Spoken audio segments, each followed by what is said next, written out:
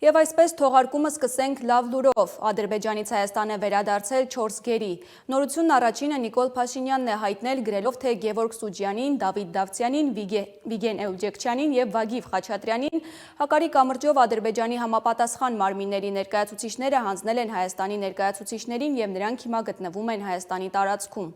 Ավելի ուշ Փաշինյանը հավելել է, թե Գևորգ Սուջյանը, Դավիթ Դավթյանը, Վիգեն Էլջեքչյանը նախնական զննությամբ առողջական խնդիրներ չունեն։ Վագիվ Խաչատրյանի առողջական վիճակը նախնական գնահատվում է բավարար։ Նրանք տեղափոխվում են Երևան։ Ազգային անվտանգության ծառայությունից էլ մեկնաբանել են, թե գործընթացն իրականացվել է որպես Հայաստանի եւ Ադրբեջանի միջև հաստատված խաղաղության գործնական արդյունք։ Հիշեցնեմ, Գևորգ Սուջյանը ընկերոջ Դավիթ Դավթյանի հետ գերեվարվել էր հրադադարից հետո նոյեմբերի 11-ին Արցախ հումանիտար օգնություն տեղափոխելիս։ Նրանք երկուսն էլ Ադրբեջանում դատապարտվել էին 15 տարվա ազատազրկման։ Լիբանանահայ Վիգեն Էլջեքչյանը, որը 20 տարվա ազատազրկման էր դատապարտվել, գերեվարվել է կրկին Գորիս-Բերձոր ճանապարհին հրադադարի հաջորդ օրը։